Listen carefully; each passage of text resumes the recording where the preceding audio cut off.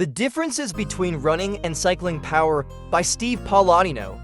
Cycling power is a widely utilized metric, but run power is less common.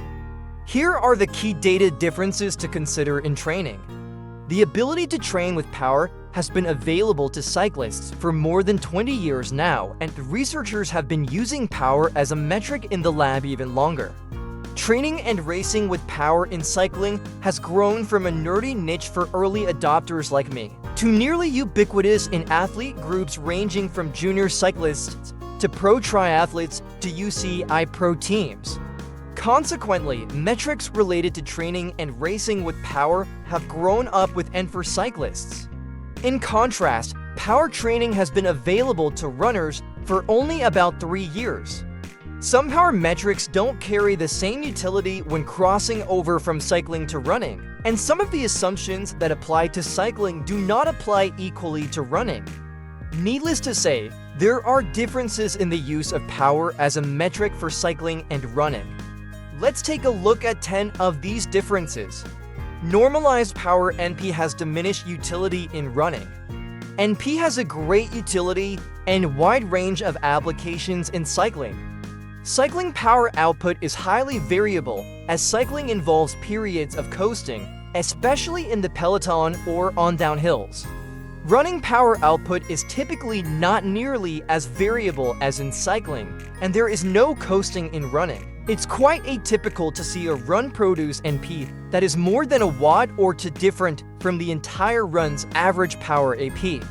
Often, the NP and AP of a run are the same. It's possible to see NP a watt or two lower than AP in running, which is virtually never seen in cycling. Perhaps the main application of NP in running would be in the assessment of an overall interval session or in mountain trail running, where power can be more variable due to power hiking some uphills and gingerly running technical downhills.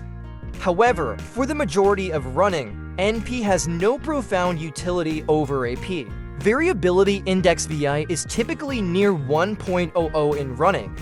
The equation for VI is normalized power divided by average power NP, AP. In cycling, the VI of a workout is typically greater than 1.00 and often over 1.10 in criterium racing. As mentioned already, in running, NP and AP are typically the same or within 1 or 2 watts of each other. This means that VI in running is often 1.00 to 1.01. VI becomes a rarely used, dusty metric shoved in the back drawer of running analytics. Intensity factor if is typically no different from AP as a percent of set functional threshold power FTP. IF is calculated as NP divided by FTP because NP is rarely any different from AP. AP, FTP or percent FTP typically produces the same, or nearly the same, value as if. In other words, in running, if and percent FTP can generally be used interchangeably. Running FTP does not equal cycling FTP.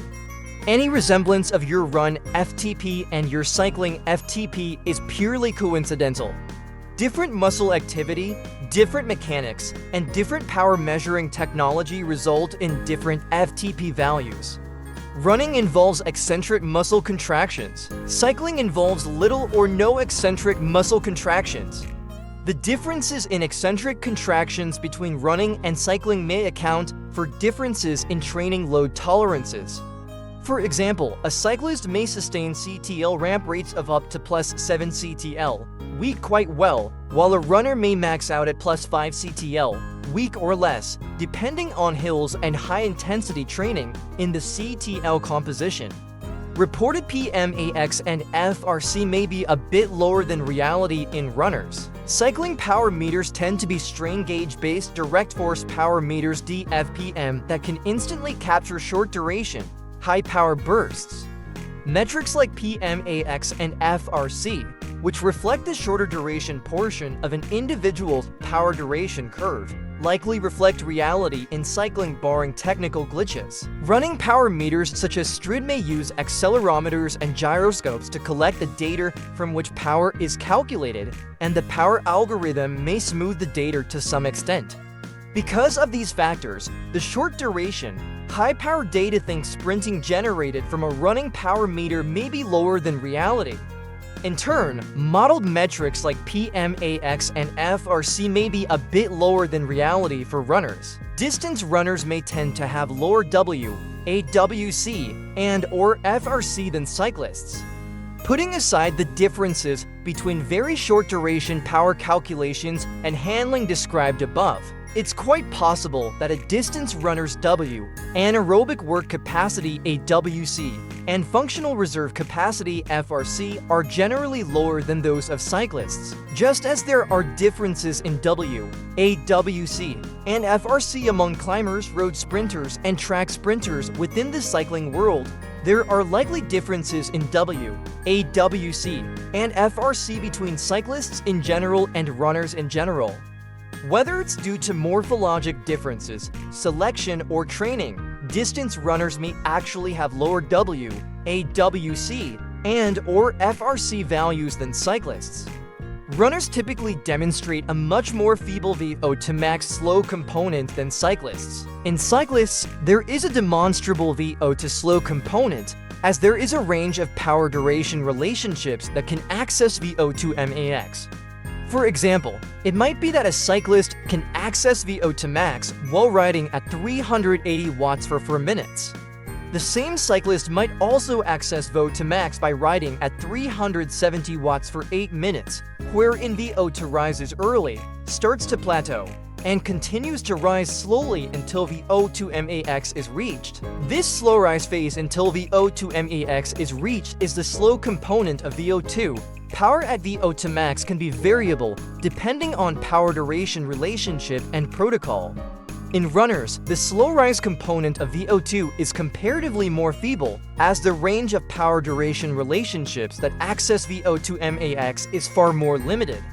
In a runner, 380 watts for 4 minutes might access VO to max, but 370 watts for 8 minutes might not because of the more feeble VO to slow component. FTP lies closer to power at VO to max in runners than in cyclists.